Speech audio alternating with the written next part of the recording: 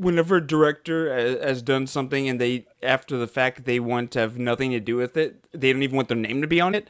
Alan Smithy is a nom de plume, Oh, and it'll show up in the credits like directed by Alan Smithy. It's only a handful of movies have that, and we could do a whole thing on that. That happened with also. Probably yes. So Alan Smithy, right? Want his name But the interesting thing is there's a director's cut of the movie that's like almost 3 hours long, and the theatrical cut, which is a couple hours.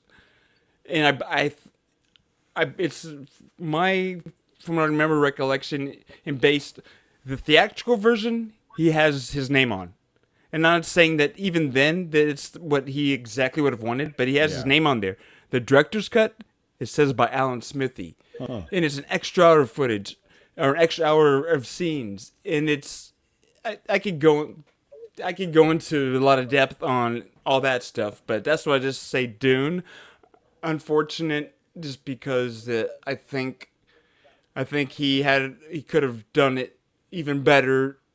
His version. I'm still okay. I'm still okay with like his actual version, the theatrical version of it, both of them. But I feel think like, it could too, have been somebody even had to better. start it. Well, somebody had to start it, Yeah. and so it's one of those things where you It's don't a figure out that crazy like, oh task. shit, I could have done this better until you start somewhere and then you realize, oh yeah, I think like a lot of it just hindsight. comes down to, and he talked about that thing having like final cut, Yeah. having the actual final authority on things. And Yeah. I think maybe that's a good example of that concept. And I loved that. I loved him saying that, being like, if you're having the creative authority or whatever, it's like you need like you're the one who don't let anybody rush that. And it's like if you're putting your name on it and you're doing it, it's like don't give Yeah. any of that power up to somebody else.